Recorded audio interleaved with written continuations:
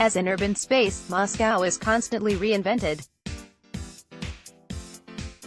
For the last 100 years, revolution, remodeling, war, reconstruction and the dismantling of the Soviet Union altered the character of the city. More recently, as the 2018 World Cup hurtled into Muscovites' consciousness, the changes continued. Streets were widened, parks opened or cleaned up and new, modern stadia unveiled around the city. City clubs Spartak, CSKA and Dinamo moved into new homes, while the venerable Luzhniki, which will host the World Cup final, underwent an expensive reconstruction program. Despite the profound changes to the city, many aspects of Soviet and Russian football heritage remain. Markers of this rich history are hidden behind prominent buildings, in parks or on Moscow's periphery. They follow the contours of the Soviet and Russian experience over the last 100 years, from the fading years of Tsarism to today. We begin at the White House, to the west of the city center where New Arbat meets Kutuzovsky Bridge. For many, the building conjures up two vivid images. The first is Boris Yeltsin, ceremoniously draped over the top of a tank. The second, 2 years later, features a burned and blackened facade, as forces loyal to President Yeltsin stormed the building to assert primacy over the Congress of People's Deputies and the Supreme Soviet. During the conflict, in which pro-parliament forces also stormed the Ostankino television center, 187 were officially declared to have died. Nestled behind the graves of those who died in the conflict is a small football stadium. Follow the road to the right of the White House, in the direction of the American Embassy, and you will see its floodlights jutting out over the bushes. Here, the final years of Soviet football crashed into the new, capitalist Russia as the country's first privately owned football team occupied the stadium. The club, then known as Krasnaya Presnaya, was bought in 1990 by an Iranian businessman, Hussam al-Khalidi. He renamed the club Azmiral, an amalgamation of the names of his three daughters and also the name of his company, a joint British-Soviet enterprise. Over the next few years, Azmiral battled with clubs around the Soviet Union and, following its dissolution, the new Russia. But despite a brief dalliance in the Russian top flight, al-Khalidi's team were relegated in 1993. They never returned. Azmiral plummeted down the leagues, al-Khalidi lost interest and, eventually, in 2000 the club ceased to exist, leaving little but a trace of their once important role in shaping the post-Soviet game. In the old days, despite regularly competing in European and international tournaments, Soviet football failed to really captivate a world audience. And yet the Soviet Union produced one of the original footballing greats, Lev Yashin. Unlike many of his Soviet counterparts, Yashin is instantly recognizable to football fans around the world. A handsome, smiling figure, dressed all in black with hair swept sidewards, broke onto the world stage at the 1958 World Cup, the first to be televised internationally. He would go on to play a crucial role in the Soviet Union's 1960 European Championship triumph, the only senior international tournament won by the country, win 5 Soviet top leagues and play 20 seasons for Dinamo Moscow. 55 years later, he remains the only goalkeeper to ever win the Ballon d'Or, the award for football's best individual player in any given year, and was selected by a panel of journalists as the goalkeeper of the 20th century. After his death in 1990, Yashin was buried in Vaganovskoye Cemetery. His gravestone features a stone silhouette of the goalkeeper as he is remembered around the world, with a ball in his hand. To reach it from the Krasnaya Presnaya Stadium, walk up Konyushkovskaya Ulitsa to Barakodnaya metro station. Then take the purple line one stop to Ulitsa 1905 Goda and exit towards Bolshaya Dekaberskaya Ulitsa. Follow the road and you will reach Vagankovskoye Cemetery. After visiting Yeshin's grave, return to Ulitsa 1905 metro station, take the purple line 3 stops to Kuznetsky Most, change platforms to Lubyanka and then hop on the red line to Sokolniki.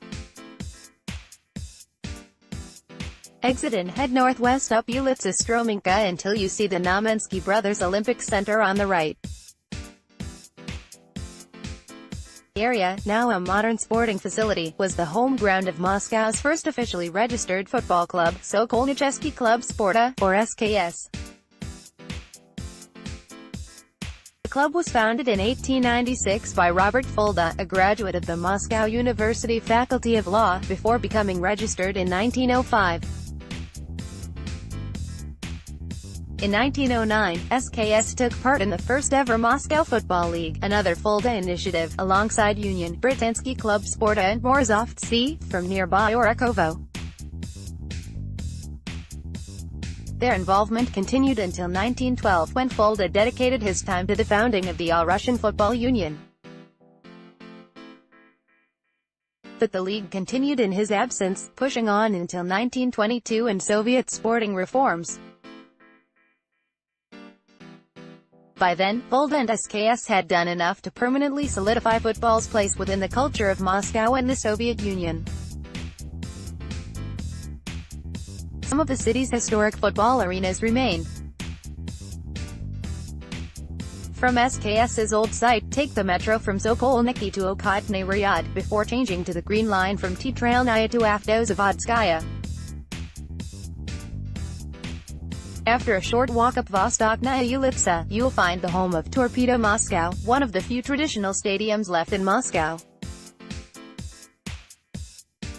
At the moment the club are suffering in the third tier, but, for many fans, the stories they tell themselves about past greatness help their affection for the club endure. Torpedo's stadium is central to their sense of self. Opened in 1960, it is named after Eduard Streltsov, the club's greatest ever player and a symbol of their past. Streltsov, whose statue looks out to fans approaching the stadium, played for the club in 2 spells, in the 1950s and in the 1960s. In between, he was sentenced to time in the Gulag and given a life ban from professional football, after being accused of rape in controversial circumstances. For many Torpedo fans, Streltsov's struggles with the Soviet authorities burnished rather than tarnished his legend. He was eventually released in 1963 and permitted to play amateur football. By 1964, Leonid Brezhnev had replaced Nikita Khrushchev at the head of the Soviet Union and the political weather changed. Streltsov was allowed to return to Torpedo for the 1965 season, guiding them to the Soviet Top League title in the year of his return. A Soviet Cup triumph followed, in 1968, as well as awards for the Soviet Union's best player, in 1967 and 1968.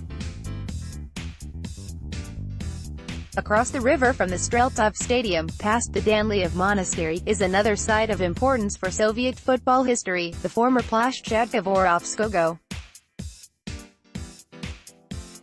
To reach it, take the metro from Avdozavodskaya to Novokuznetskaya, before changing to the Orange Line from Tretyakovskaya to Shabelovskaya. Then exit towards Ulitsa Donskaya, before heading down Maly Kalushki Pereyulok until you reach Leninsky Prospect. There, where the heaving bypass lies, is the site of the Soviet Union's first official international match, in 1924. Scheduled for a November afternoon, the match was almost called off, but the teams decided to plow on through the snow. Turkey, the Soviet Union's opponents, blended into their surroundings in their white shirts and white shorts.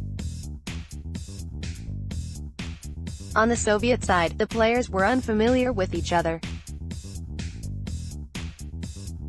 The order to assemble was distributed with such haste that the team could not find any time to train together before the match. Nevertheless, 15,000 fans packed into the stadium before the game. According to local newspaper Krasny Sport, the roads, trams and buses were packed, taking fans in the direction of the stadium.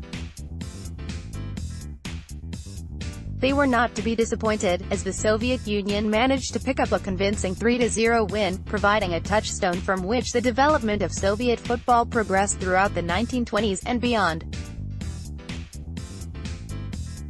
In the context of Moscow's vast geography, the distance from the Soviet Union's first footballing home to Russia's current base is minimal.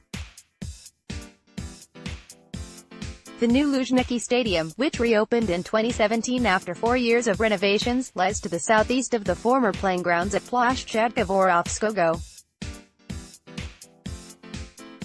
In front of the stadium, the strident figure of Lenin looks over approaching fans, but greatest vista is found at the viewing platform on Vorobyovy Gory, or Sparrow Hills. To reach it from Leninsky Prospect, take the T7 trolleybus 11 stops to Universitetskaya Ploshchad. The view from the platform is one of Muscovites' most treasured, especially on summer nights. When the weather is forgiving, people bring beer, vodka, guitars, skateboards and footballs to enjoy the evening, while 24-hour coffee vans remain close by. Behind the platform, there's the Stalinist wedding cake of Moscow State University's main building. To the left, the glass mass of Moscow City, the Russian capital's answer to Canary Wharf. Straight ahead, the Luzhniki, the venue for the 2018 World Cup final and the symbolic home of Russian sport. It opened in 1956, hosting many of the greatest moments in Soviet and Russian sporting history, as well as one of its worst, the Luzhniki disaster of 1982, during which 66 Spartak Moscow fans were crushed as their team played a UEFA Cup match against Harlem. On the 15th of July, the world's attention will once again be directed towards the Luzhniki. Few expect the Russian national team to really trouble the better teams in the tournament. But whether Russia make it or not, the World Cup final will be a major addition to the rich history of football in Moscow. Text, Elliot Roth, well top image, Leonid Sorokin bottom image, Lena Sabizova want more stories delivered to your inbox. Sign up to our newsletter here.